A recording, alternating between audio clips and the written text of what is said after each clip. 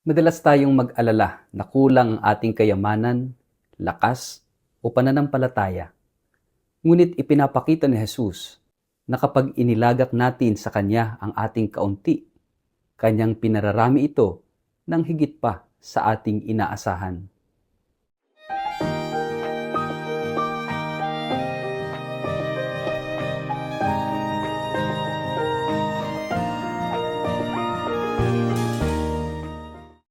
Ang mabuting balita ng Panginoon ayon kay San Marcos.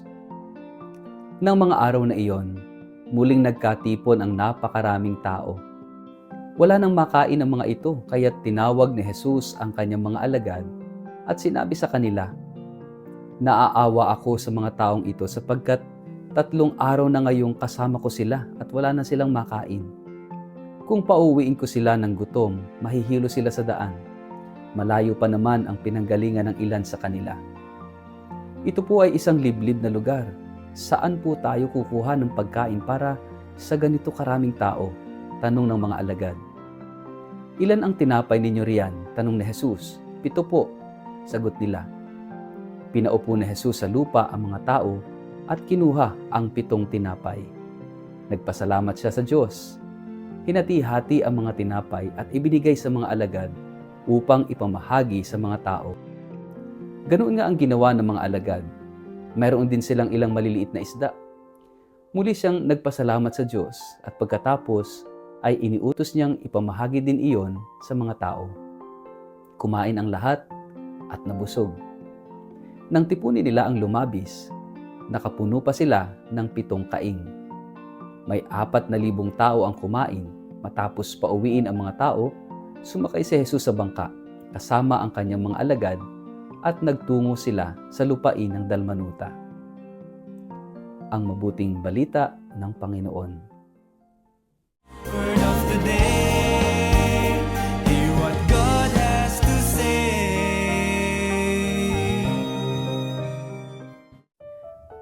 Mapagpalang araw po sa inyong lahat. Kumusta po kayo? Ang ating pong word of the day ay providence. Ano ba yung providence? Pagpapala. Kapag may dumating na biyaya, sinasabi natin, "Uy, may providence." May pagpapala galing sa Diyos. Napakahalaga at napakagandang tingnan natin. Sabi nga ni Saint Therese of the Child Jesus, everything is grace. Lahat ay pagpapala ng Diyos. Napakahalagang sanayin natin ang ating sarili. Hubugin natin ang ating sarili. At maging kaugalian natin na paano tayo tumingin.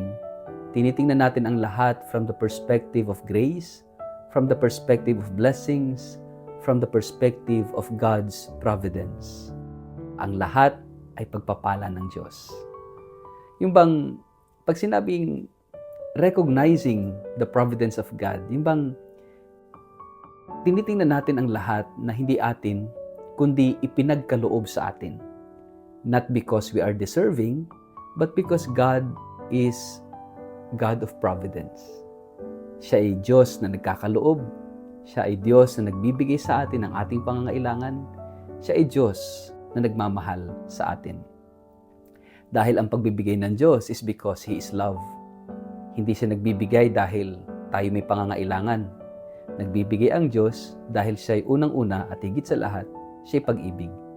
Because you cannot love without giving. And since God is love, God is also giving. Siya nagbibigay, siya nagkakaloob. That's why kapag ang Diyos ay nagbigay, hindi lang siya nagbibigay ng kung anong meron siya, kung anong kapangyarihan niya. When God gives, because He is perfect giving, He is giving Himself. Kaya nga yung mga small blessings, yung mga pagpapala na ating tinatanggap, ay hindi lamang ito pagpapala. Ibig sabihin, kapag nakakatanggap tayo ng providence, nakakatanggap tayo ng biyaya, we should always recognize the giver. Why? Kasi yung pagbibigay ng Diyos ng kung ano ang meron tayo is actually dapat dalhin tayo sa nagbigay. Because when God gives, He gives Himself. Kaya lang madalas, na-stuck tayo doon sa ibinigay, hindi doon sa nagbigay. Kaya nga dito mga kapatid, tingnan natin itong gospel natin ngayon na kung saan si Jesus ay muli na namang nagpakain ng maraming tao. 4,000 people, sabi doon sa gospel. And galing sa 7 pirasong tinapay at ilang pirasong isda, he was able to feed 4,000. Of course, Jesus as God can do that. No? Na literally ay paramihin yung tinapay. Kaya ng Diyos yun, of course. It's one interpretation na pwede nating tingnan na talagang with His power and might ay pinarami ni Jesus yung tinapay miraculously. Pero wag nating isantabi yung posibilidad that God also works miracle, no, using the natural means, natural way. Ano yon? Sharing.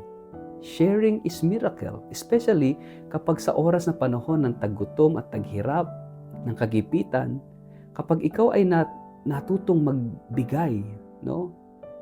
That is a miracle. Why? Because you are going out of yourself. You are becoming like, God who is love. Na ang ibinibigay ay sarili kapag nagbigay ka sa oras ng kagipitan, nagbigay ka sa oras ng kahirapan, nagbigay ka sa oras ng kawalan. It means something, and that is miracle. Imagine, 3 days na yung mga tao, 4,000 people, 3 days nang kasama ni Jesus. Paubos na yung pagkain. O baka nga, yung iba, wala nang baon, ang iniisip na lang ay sarili. Kapag sa oras ng kagipitan, sa oras ng kahirapan, sa oras ng kawalan, the tendency for us is to think first of ourselves. Isipin muna ang sarili bago yung iba. Survival. At siyempre, kung may kasama kang asawa o anak doon, uunahin mo yung pamilya mo. That's natural. Kaya nga siguro, itong sitwasyon na ito ay dinala tayo ni Jesus dun sa isang malaking aral. Remember, lahat ng mga miracles na ginawa ni Jesus ay bahagi ng kanyang pagtuturo. Meron siyang itinuturo. Kahit yung mga pagpapagaling niya na ginawa, yung pagbuhay sa patay o pagpapalayas ng demonyo. And especially today, even yung pagpaparami ng tinapay is also a big lesson for us. At ano yon? Jesus is teaching us the culture of sharing, especially in times of difficulties, in times of need, in times of suffering. Na sa halip na maging makasarili tayo, sa halip na isipin natin yung ating sarili lang, yung mga ganitong sitwasyon ng kahirapan at kagipitan ay nagiging isang pagkakataon upang ipakita ang ating tunay na pagkatao. Ipakita kung sino tayo. Ipakita na kaya nating magmahal at kaya nating maging mabuti, kaya nating magbahagi, kaya nating maglingkod. At the expense of, mawalan tayo o mabawasan yung dapat ay para sa atin. We just need that courage. And that courage or that power is coming from love. No? Kaya makikita natin yung kapangyarihan ng pag-ibig ay lumalabas. And that is the miracle here. Lumabas yung kapangyarihan ng pagmamahal, ng pag-ibig, ng pagkalinga, ng pagmamalasakit sa kapwa. Nang maglabas sila ng 7 tinapay at ilang pirasong isda, binasbasan ito ni Jesus, hinati-hati, at sinimulang ibahagi. Nagbigay si Jesus ng halimbawa sa mga tao. Kaya yung mga tao, of course, hindi yan pupunta doon ng walang dalang-dala. Naglabas din sila ng kanilang baon na itinatago nila kasi baka yung dala nila ay kulang, hindi sasapat sa iba. Baka yung dala-dala nila ay para lang sa sarili o kaya naman nahiyang ilabas kasi baka yung iba walang makain. Hindi ko na lang ilalabas kasi nakakahiya. Baka ako lang yung kakain, sila hindi. So nakakakonsensya. So wag na lang maglabas. Pero dahil sa halimbawang ginawa ni Jesus,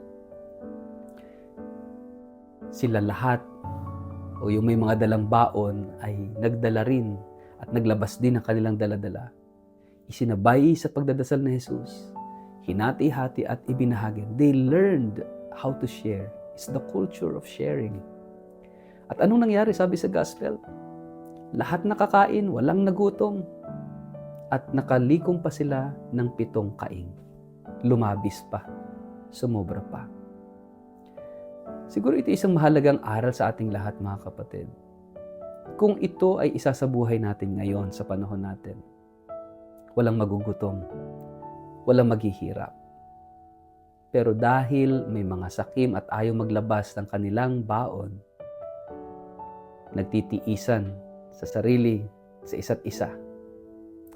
Di bali na, basta ako meron. Baka kasi ako'y pagnakawan o ako'y samantalahin ng iba. Mga kapatid, we have to go out of our fears. Yung takot nating maglabas ng sarili, ng kung anong meron tayo at magbahagi. Pwedeng gumawa ang Diyos ng himala sa pamamagitan natin. If you want to see miracles in your life, be that miracle. Pwedeng ikaw yung maging himala.